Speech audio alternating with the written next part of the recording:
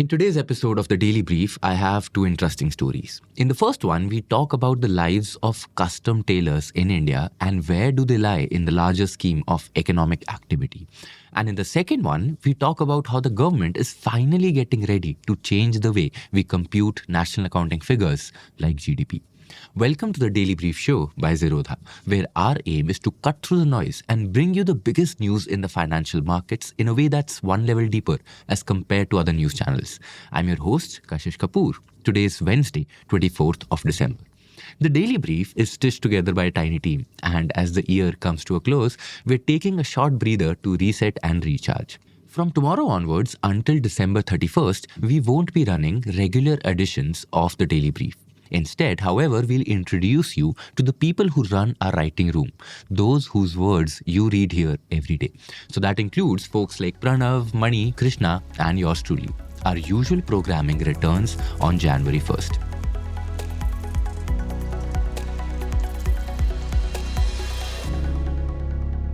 So let's start with the first story.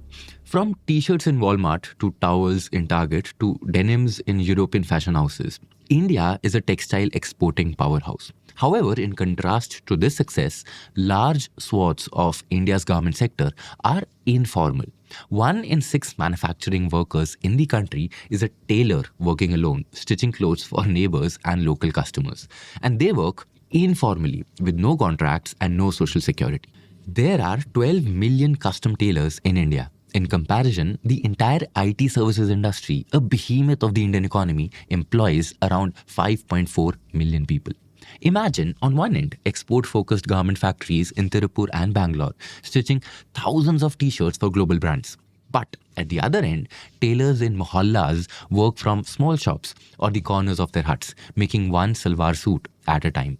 Both count as manufacturing workers, but inhabit entirely different economic worlds. And this distinction may not be disappearing anytime soon. Between 2018 to 2024, India added roughly 14 million new manufacturing jobs, more than a third of which were in custom tailoring. In fact, these tailors do count as manufacturing workers, but they do not add to India's manufacturing value added at all. So why are so many people working as informal custom tailors? What are the structural reasons for why this exists? And what does this mean for the Indian economy? We decided to do a story based on the data assembled by a fantastic team at Data for India. And this is what we found. Now, tailoring isn't really a career aspiration for anyone. It's what most people do when better options aren't available. The barriers to entry are extremely low. All you need is a sewing machine, basic skills learned through family or apprenticeship, a small place to work, and that's all.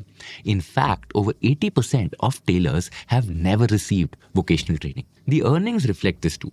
8 in 10 self-employed tailors earn around 6,000 rupees per month, less than half of what other self-employed manufacturing workers make. Work is seasonal, concentrated around festivals and wedding months. Diwali sees steady periods, but is then followed by lean periods with barely any customers. This doesn't really resemble entrepreneurship, but rather more distinguished underemployment. People are working, so they don't show up in unemployment statistics. But they're in low productivity, low earning activities that absorb labor without generating much economic value. Tailoring has grown not because demand for custom clothing is booming, but because it serves as a fallback when the formal economy doesn't create enough jobs. The nature of informality in this sector wasn't really accidental, but rather shaped by decades of policy choices. You see, after independence, India focused on building steel plants, dams, and heavy machinery. Consumer industries like clothing were seen as low priority. Large garment factories faced strict labor laws and licensing requirements. Small tailor shops were simply ignored. No support, but no scrutiny either.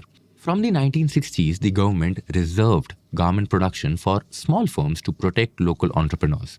But this created a problem. If a tailor hired more workers or expanded beyond a certain size, they would lose tax benefits and face heavier regulations. Growth was penalized, so tailors learned to stay small.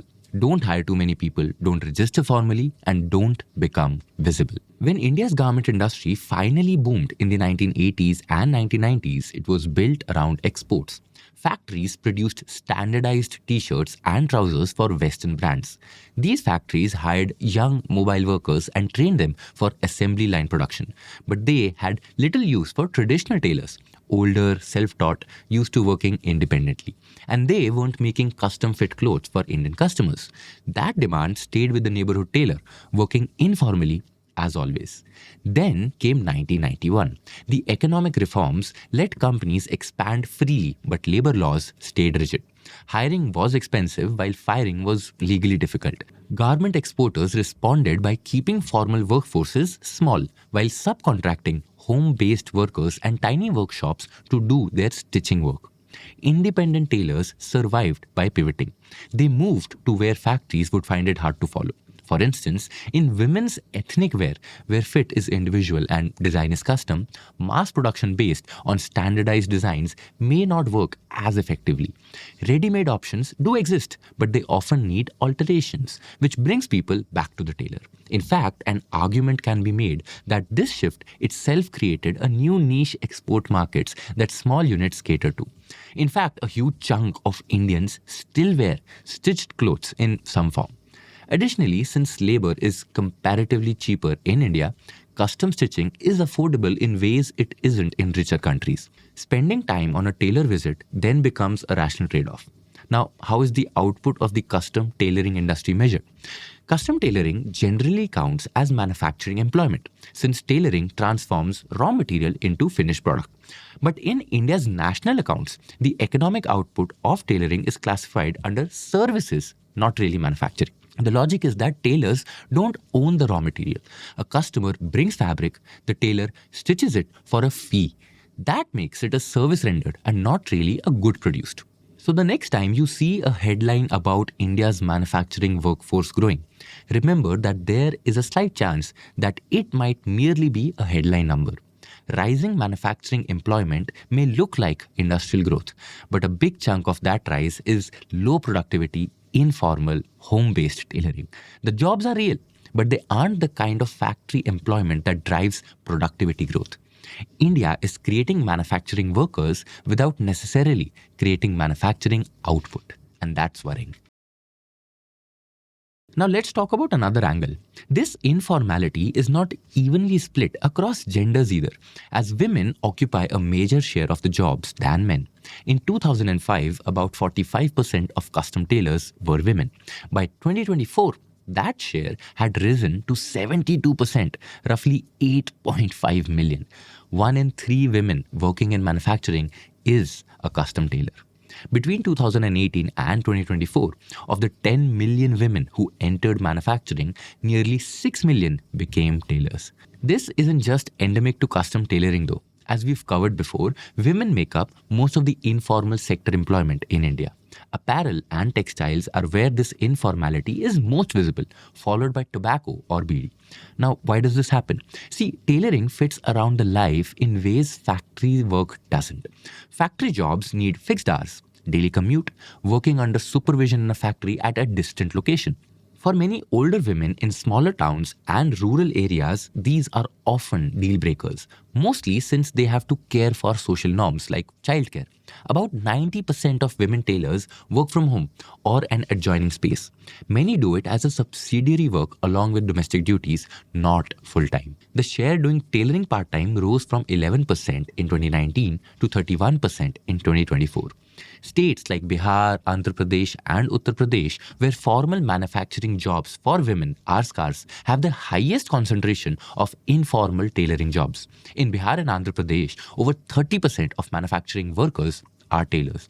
If you remove tailoring from consideration entirely, then women would be 28% of manufacturing workers instead of 35%. Now let's talk why formalization keeps failing. Beside government regulation, have there been any attempts to try and organize the sector? A few startups like Tailor Smart and Cloud Tailor have built platforms connecting customers with tailors, enabling app-based ordering, at-home measurement, and doorstep delivery. For instance, TailorSmart has about 800 tailors across 25 cities and made around 1.4 crore rupees last year. However, against 12 million tailors in India, those 800 represent just 0.007% of the workforce, which is a very small percentage. Scaling is hard for several reasons in this industry. For one, tailoring is a trust-based relationship business. Families stick with a known tailor for years, sometimes even decades. The tailor knows their measurement, preferences, and quirks.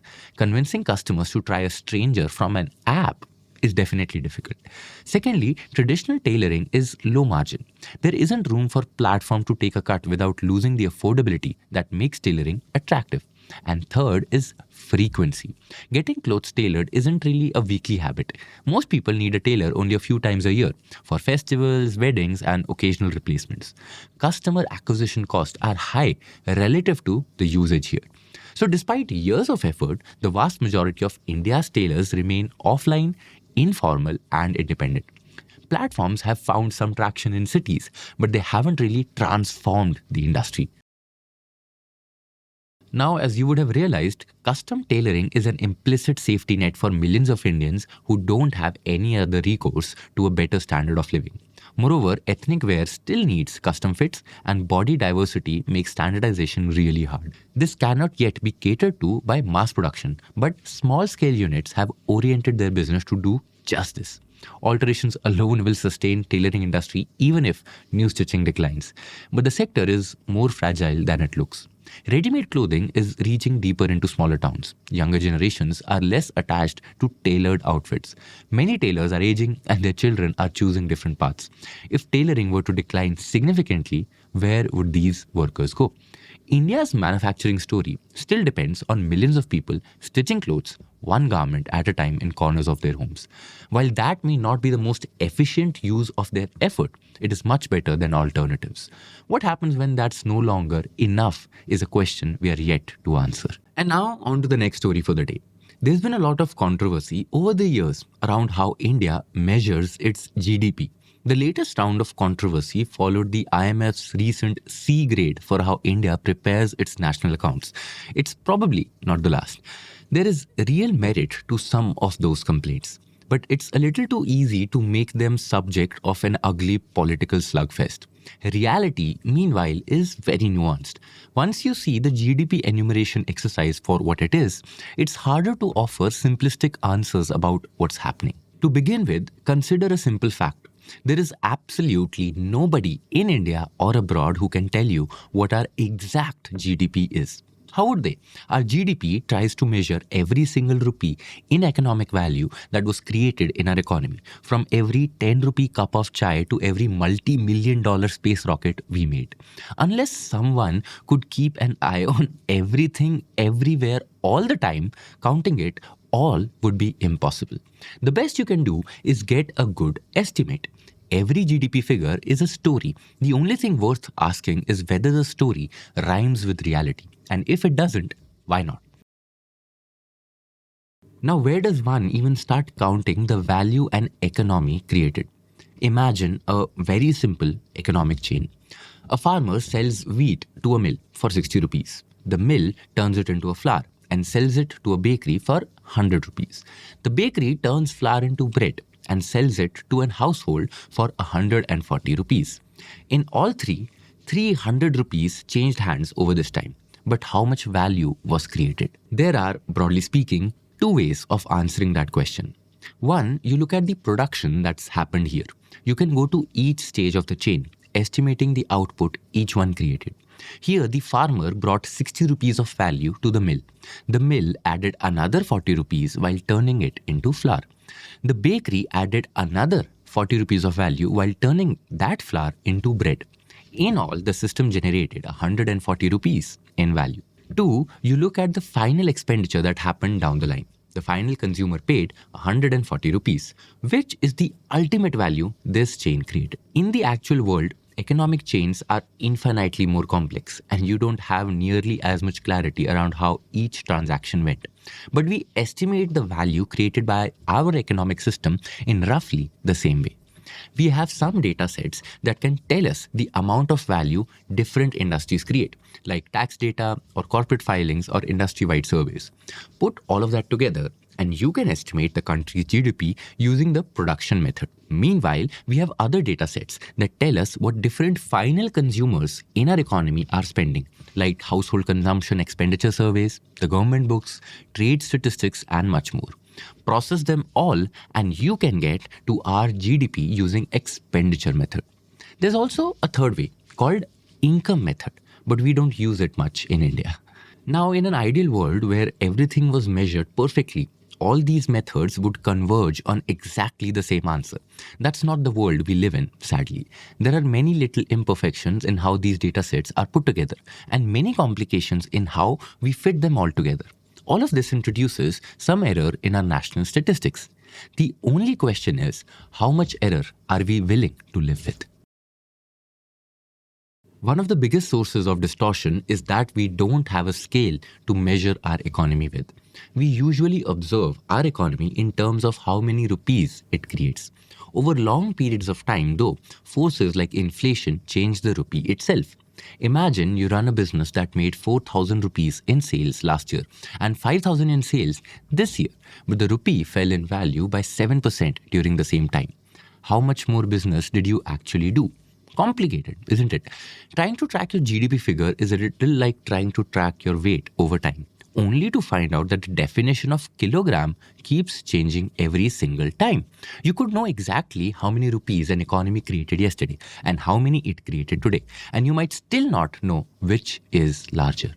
So here's what you do. First, you come up with the absolute value of what the economy has produced, what's called the nominal GDP. To make this number meaningful though, you then lock in a specific value for the rupee, pegging it to where it was at some base year in the past. Right now, for instance, our GDP figures are tied to where the rupee was in 2011-12. With that base year in hand, you can calculate how much inflation has happened since and adjust your nominal GDP accordingly. This brings us to real GDP. This base year also informs many other ways in which we interpret our economic data sets. Much like GDP, inflation is ultimately a story. It's a single number that's trying to make sense of a million different price fluctuations. To get to that number, we create an artificial basket of items one might want to buy. How much food they would buy, how much clothes they would buy, how much they would spend on movie tickets, and so on, and track changes in its prices. This number is at best an incredibly rough estimation of how much inflation there is. Nobody can tell you the actual number, and as you move further and further away from the base year, the rougher this estimation gets. In 2011 and 12, your base year, for instance, you've basically selected a basket around what people used to buy in 2011 and 12. If people's preferences have changed completely, let's say they buy half as much food and twice as much clothes, what you're measuring might simply make no sense. And the complications don't end there. When you start mixing this with the GDP, all sorts of inconveniences pop up. For one, it's not always clear what basket you should choose to track inflation. India, for instance, relies heavily on wholesale price index, a wide basket which tracks the prices of important internationally traded commodities. Other major countries use the producer price index, which looks more specifically at the prices their specific businesses might need. Both might give you completely different answers. Different parts of the same value chain could, in reality, inflate at different rates. Imagine, for instance, that India's iron prices grew at 10% across the last 5 years, but steel prices grew at just 5%. How much value did our steel industry create? You have two choices here. One, you can use single deflation. You figure out the rupee value that the industry created this year and then adjust it for the economy-wide level of inflation. Or you could use double deflation. You adjust iron prices for 10% inflation, steel prices for 5% inflation, and then compare them. We've explained this in more detail before. Both approaches measure different things and would give you widely different answers. What measures you use often depends on what data you have. If you don't have granular industry-wise data, you might rely on poorer data sources and end up with a very different understanding of how much inflation you've seen. And that could completely change your GDP number. And it doesn't end there. This is just one small sneak peek into how hard it is to count our GDP. There are all sorts of other problems we have to live with. Cash transactions that are never recorded, businesses that don't file reliable numbers, sectors where inputs and outputs behave weirdly, and much more.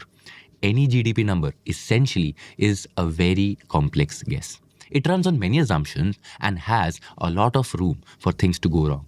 This doesn't mean it can't be tampered with. You could, for instance, fix a survey in a manner that overstates how much people have consumed. But that said, there are many legitimate reasons for this exercise to be horribly uncertain and even confusing. Now, with all of this in mind, let's go back to the IMF's unflattering report card for India. In the IMF's assessment, India's overall economic figures earn a B grade, with the national accounts specifically getting a C. Our economic statistics, in its words, have shortcomings that somewhat hamper surveillance. This is a signal that the IMF thinks we can do better at a very difficult job. But that's not the same as believing that everything is fudged. Here are actual concerns that IMF has. Our GDP is still benchmarked to 2011 and 12, a time before we saw serious economic shifts like GST, digital payments revolution, the recent services and tech boom, and much more. Our economy has changed a lot over these years, and that means all the assumptions behind our GDP calculations are based on an entirely different economy. Sectors that were booming then are quieter now, and those that power our economy today hardly existed back then. The picture those numbers suggest then could be very distorted. As we've noted before, India uses the wholesale price index for deflating large parts of its nominal GDP. This doesn't actually reflect what our businesses buy though. For instance, it makes no sense to deflate India's services business for how international commodity prices have moved. Ideally, we should move to a producer price index that is closer to reality. Similarly, the IMF thinks we would be better off using double deflation like many other countries. Some of these oddities mean that over time we are seeing huge gaps in the GDP figures we get using the production method and the expenditure method. These rarely match in the best of cases, but such huge divergences probably means we're missing something very important. These are all methodological problems, not allegations of fraud. And India's government is already planning to change many of them.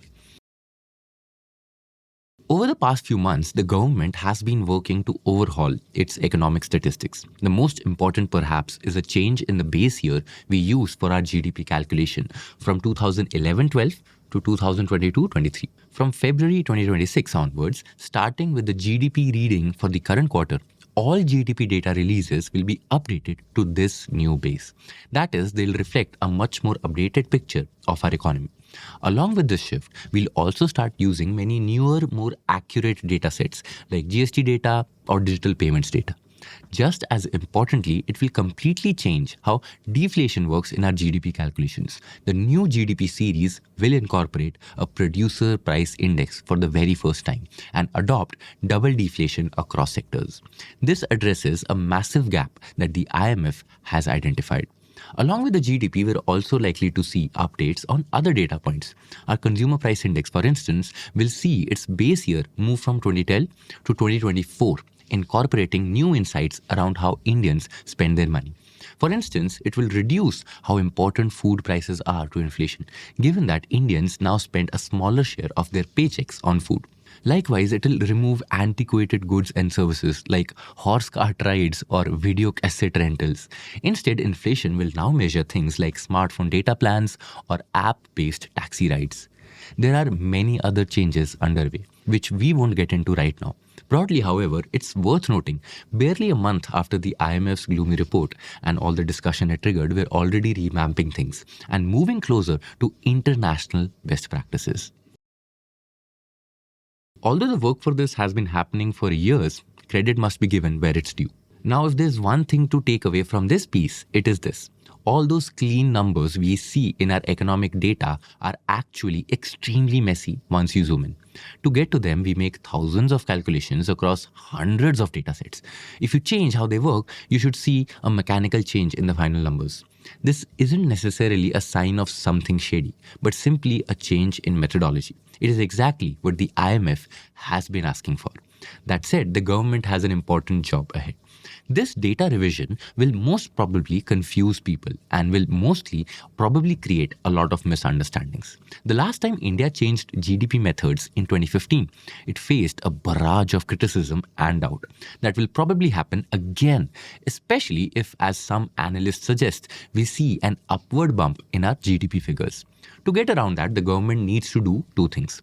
One, it must clearly document exactly what is happening. And two, it must work to communicate it very well to the public. That is the only antidote to such trust issues. And finally, on to the tidbits for the day. India and New Zealand have concluded negotiations on a free trade agreement aiming to double bilateral trade in 5 years.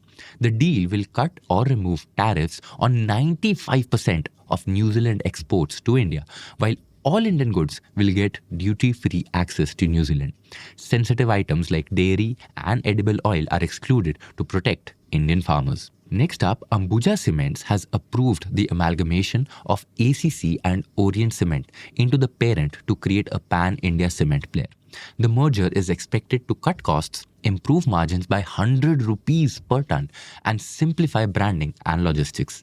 Shareholders of ACC and Orient will receive Ambuja shares under a swap arrangement. And finally, India's bare PCB manufacturing is projected to grow at a 45% CAGR till FY29, driven by electronics demand and government incentives. Domestic output could rise from $0.6 billion to $3.8 billion, cutting import dependence from 88% to 69%.